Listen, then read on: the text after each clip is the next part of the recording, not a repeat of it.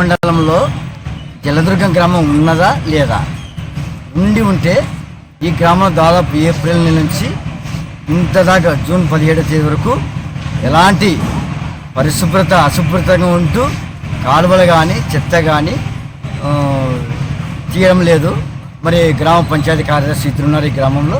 మరి మేము జిల్లా కలెక్టర్ గారు కూడా రెఫరెండం ఇవ్వడం జరిగింది, వారు కూడా స్పందించడం లేదు. కాబట్టి దయచేసి మీ మీడియా ద్వారా మా గ్రామాన్ని స్వచ్ఛ గ్రామంగా చేస్తారని అధికారులు కోరడం లేదు.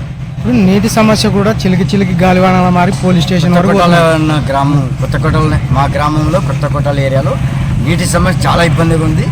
మిగతా వాటిలో కూడా కొంచెం బాగానే ఉంది నీటి సమస్య, కానీ కొత్తకోటలకు మాత్రం చాలా ఇబ్బందిగా ఉంది.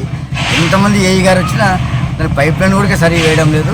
మరి వాళ్ళు కూడా ఆర్డబ్ల్యూఎస్ వాళ్ళు చక్కగా ఆలోచించి పైప్ లైన్ సక్రమంగా వేస్తారని మీ మీడియా ద్వారా తెలియపరుస్తున్నాం. ఇప్పుడు అంటే నూతనంగా అక్కడ ఏమన్నా ట్యాంకులు కానీ ఏమన్నా నిర్మించే అవకాశం ఉందా? ఇప్పటికే ఉన్నాయి ఆల్రెడీ ట్యాంకులు, కానీ అప్ అండ్ డౌన్ నడుస్తున్నాయి పైప్ లైన్ సరిగా లేక.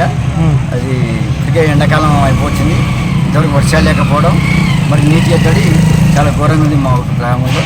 కాబట్టి ఆర్డబ్ల్యూఎస్ అధికారులు మరి ఏఈ గారు స్పందించి ఎండిఓ గారు గారు దీని మీద చర్య తీసుకోవాల్సింది కోరుతున్నాం. ఇందులో పెద్ద గ్రామం ఇది, చాలా ఇబ్బంది గురవుతున్నాం. అంటే కాపీ మండలంలో పలు చోట్ల కూడా పలు గ్రామాల్లో కూడా ఇదే పరిస్థితి. మరి ఎమ్మెల్యే గారు కూడా ఏమని చెప్తారు? మీరు ఎమ్మెల్యే గారు గౌరవ శాసనసభ్యులు సురప్రకాష్ రెడ్డి గారు అయితే మాట్లాడుతున్నారు. తాగునీటి కొన్ని గ్రామాలు సాల్వ్ చేశారు, బోర్లు కూడా వేయడం జరిగింది. కానీ నిన్న కూడా మా గ్రామానికి ఎలక్షన్ శాంక్షన్ చేసి పైప్ లైన్ వేసినాడు. కానీ ఆయన ఆదేశాల మేరకు అంటే ఆర్డబ్ల్యూఎస్ అధికారి సరిగా సక్రమంగా పనిచేయడం లేదు.